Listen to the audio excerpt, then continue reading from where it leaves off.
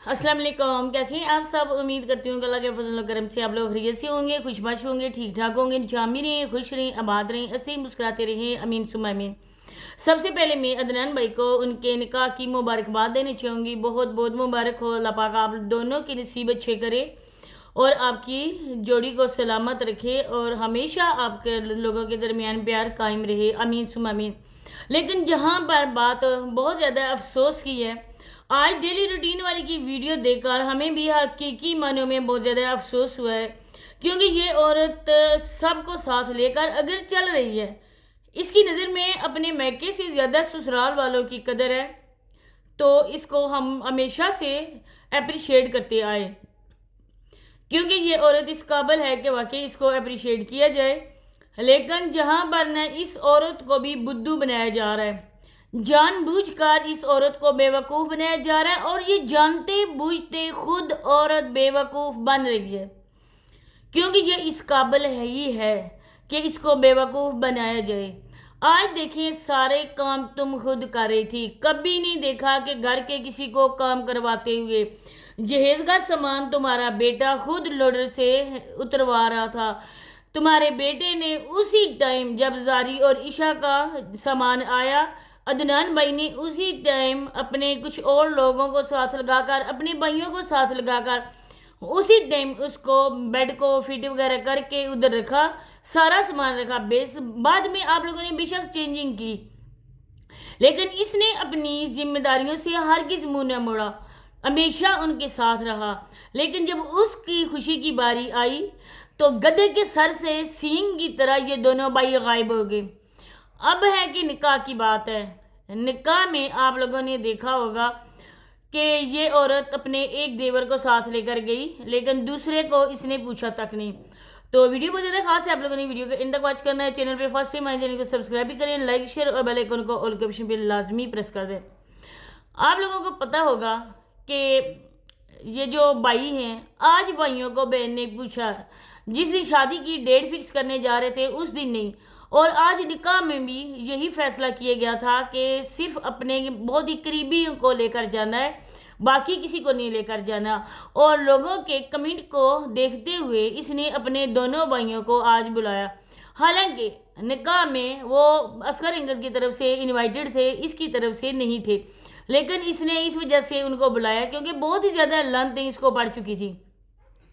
اب ہے کہ تمہارا شوہر جو ہے نا وہ ٹھیک ہے، کیا اس باپ کی اتنی بھی حیثیت نہیں ہے کہ اس کو اپنے بیٹے کے نکاح میں بھی لے کر نہیں گئی؟ تم جب دیور کو لے کے جا سکتی ہو تو اپنے شوہر کو کیوں نہیں لے کے جاتی؟ اس دن بٹھائے ہوئے تھے، بات چیت ہو رہی تھی، اور جس دن آپ لوگ گئے شادی کی ڈیٹ فکس کرنے کے لیے، اس دن شمائلہ سسٹر ان کے شوہر ادھر تھے۔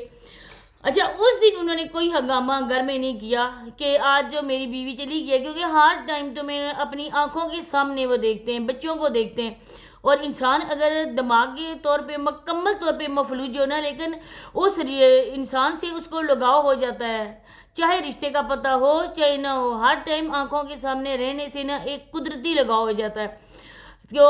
وہ تو تمہاری شوہر ہے، تو تم نے اتنا بھی نہیں کیا کہ چلو جیسا تیسا میرا شوہر ہے، میں وہاں پر اس کو سنبھال لوں گی، اس کے بھتیجے ہوں گے، اس کے بھائی ادھر ہوں گے، تو یہ بیٹھا رہے گا۔ کیا بیچارے کچھ کر سکتے؟ ان کے ہاتھ میں کوئی رائفل تھی؟ وہ کسی پہ گن وہ کر لیتے، تان لیتے، کسی کی جان کو خطرہ ہو جاتا۔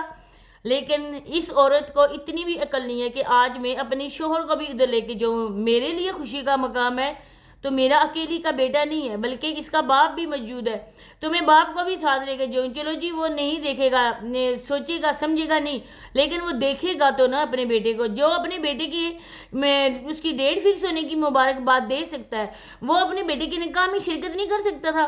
دوسری بات، مٹھائی لے کر گئی ہیں، لیکن جب نسیمہ آنٹی نے کہا کہ برفی کوئی دو، اب اگر لے کر گئے ہو تو عزت بھی دو۔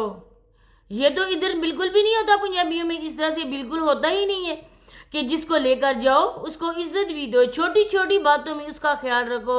مووی بن رہی ہے، تصویریں بنائی جا رہی ہیں، اسٹیج پہ بیٹھا جا رہا ہے، ایک ایک بات کا انسان خیال رکھتا ہے، کیونکہ آج ہم عزت دیں گے تو کل ہمیں بھی کوئی عزت دے گا۔ جب ان کے گھر میں کوئی خوشی آئی، جب ان کی پوتی ہے جوان ہے، اس کی بیٹی لائبہ ہے اگر ٹھیک ہو گئی، اس کی انہوں نے شادی کی، اگر انہوں نے تمہیں اس قابل نہ سمجھا، تمہارے ہاتھ میں تو موبائل ہوگا، تم تو ادھر جا کے ویڈیو تو لازمی بناؤ گی۔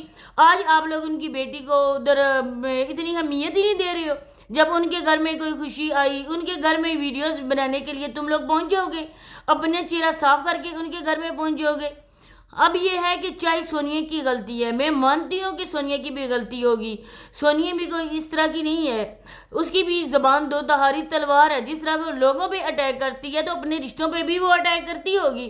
لیکن جہاں پر ہے نا بات ہے کہ اس کے سسرال والوں کی، جب بیٹی کی شادی ہو جاتی ہے، بھتیجی ہو بانجی ہو، وہ بھی اپنی بیٹی کی طرح ہی ہوتی ہے، جب اس کی شادی ہو جاتی ہے اس کے سسرال والے ہوتے ہیں، اس کی بھی عزت ہوتی ہے۔